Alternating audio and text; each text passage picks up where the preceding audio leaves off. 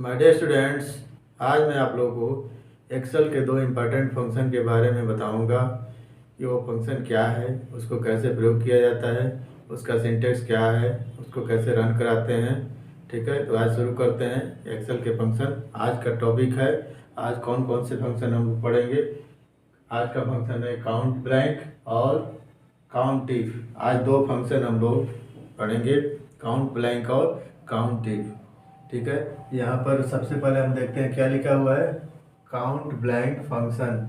Count blank function जो है, इसका प्रयोग क्या क्या होता है, या उन्हीं सेल को काउंट करता है जो ब्लैंक होते हैं। एक्सेल सीट के उन्हीं सेल को काउंट करता है जो पूर्ण रूप से ब्लैंक होते हैं, उसमें न टेक्स्ट, न कोई नंबर, न किसी प्रकार का सिंबल पाया जाता है। तो वो सेल इसको इस फंक्शन के द्वारा काउंट किए जाते हैं। ठीक है, इस फंक्शन के द्वारा इसका सिंटेक्स है count blank bracket value 1 value 2 dot dot value n।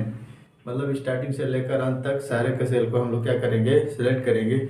इसका एक और सिंटेक्स हम लोग लिख सकते हैं, count blank bracket cell first यानी पहला सेल, कॉलन साइन, इसके बाद लास्ट सेल यानी लास्ट सेल, पहला सेल और लास्ट सेल, और बीच में क्या रहेगा, कॉलन साइन। इस फंक्शन को हम लोग रन करा सकते हैं। यहाँ पर मैं एग्जांपल देकर आप लोग बताया हूँ। ये देखिए, ये एग्जांपल है, इसमें मैंने ये कुछ नंबर और कुछ टेक्स्ट यहाँ पर लिखा हुआ है। ठीक है, यहाँ पर फंक्शन का प्रयोग किया गया है इक्वल काउंट ब्लैंक ब्रैकेट। ये पूरा का पूरा रेंज, यहाँ से लेकर ये पूरा का पूरा रेंज हमने सेलेक्ट कर लिया है। A1 कॉलन साइन D3, ये पहला है। A1 क्या है, पहला सेल है, और D3 लास्ट सेल है। इसको हमने यहाँ पर मेंशन कर दिया है। अब देखिए यहाँ पर कितने ब्लैंक सेल हैं। यहाँ पर ब्लैंक सेल है 1 2 3 4 5 6 7 8। यहाँ पर 8 ब्लैंक सेल है।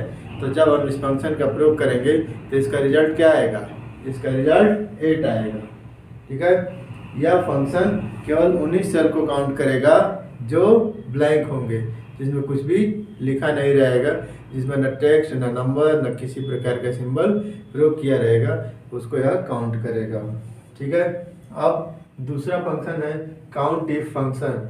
काउंट इफ फंक्शन का प्रयोग देखिए, हम लोग काउंट इफ फंक्शन का प्रयोग करते हैं। इसका सिंटेक्स है count if bracket cell range comma inverted comma में कंडीशन। इन्वर्टेड कामा हमने लगा दिया, आप लोग ब्रैकेट लिख सकते हैं सिंटेक्स में, लेकिन जब हम लोग प्रयोग करेंगे तो इन्वर्टेड कामा का ही प्रयोग कर देंगे, इसलिए मैंने डायरेक्ट इन्वर्टेड कामा ही लिख दिया है।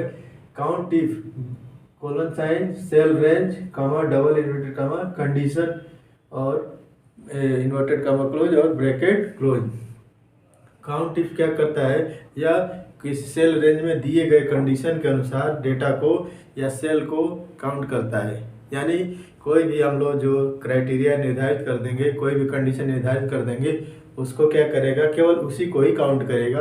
दिए गए सेल रेंज में केवल उसी को ही काउंट करता है। यानी इसका सिंटेक्स है count if bracket cell range. Cell range मतलब पहला सेल से लेकर लास्ट सेल तक जितना आपने सेल का रेंज दिया है, इसके बाद कामा डबल इन्वर्टेड कामा, और जो कंडीशन आप लगाना चाहते हैं, जो क्राइटेरिया आप लगाना चाहते हैं, उसको लगाएंगे।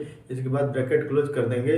तो इसको हम लोग अप्लाई करके देखते हैं। देखिए एग्जांपल दिया हुआ है, यहाँ से लेकर कॉलम कितने हैं, ABCDEFGHIJKL, ये क्या है, ये कॉलम है। यहाँ पर हम रो देखते हैं 1 2 3 4 5। देखिए ये जो सेल है ये मर्ज कर दिए गए हैं, यानी यहाँ पर मर्ज कर दिया गया है 1 2 सेल को, यहाँ पर की सेल को मर्ज किया गया है। यहाँ पर मैंने फर्स्ट एक वीक यानी 1 वीक का यहाँ पर मैंने यहाँ पर अटेंडेंस निकाला है। यहाँ पर आप सीरियल नंबर, इसके बाद 1 2 3 नेम, स्टूडेंट का नेम मैंने लिख दिया है। इसके बाद यहाँ पर Monday Tuesday Wednesday Thursday Friday Saturday लिखा हुआ है। यहाँ पर डेट लिखा हुआ है 1 2 3 4 5 6 7 8।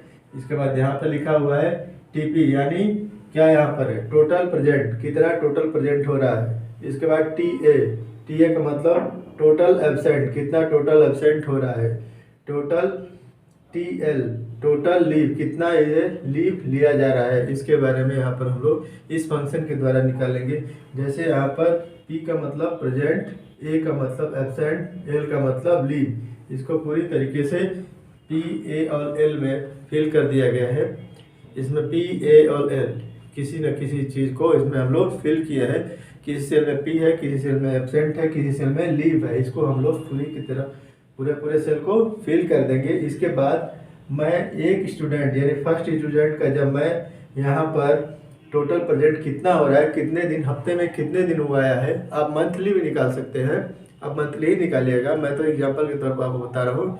वीकली यहाँ पर आप लोग क्या करेंगे, यहाँ पर हम फंक्शन लिखेंगे, यहाँ पर जो फार्मूला लिखेंगे वो रहेगा सोनू के लिए, इस स्टूडेंट के लिए, फर्स्ट स्टूडेंट के लिए हमने यहाँ पर किया है। यहाँ पर क्या रहेगा, काउंट इफ यहाँ पर लिखेंगे ब्रैकेट में C1 यहाँ पर फर्स्ट है, सॉरी C3 यहाँ पर फर्स्ट है, और C3 colon sign I3, C3 से कहाँ पर जा रहा है, I3 तक जा रहा है, उसका सेल का रेंज क्या है, C3 से लेकर I3 तक है। हमने यहाँ पर P लिखा है यानी प्रेजेंट, यानी इस सेल में इस रेंज में कितने P पाए जाते हैं, इसको काउंट करके लिखेगा। तो इस सेल में 1 2 3 जो है P पाया जा रहा है, इसलिए यहाँ पर आंसर क्या आएगा, 3 आएगा।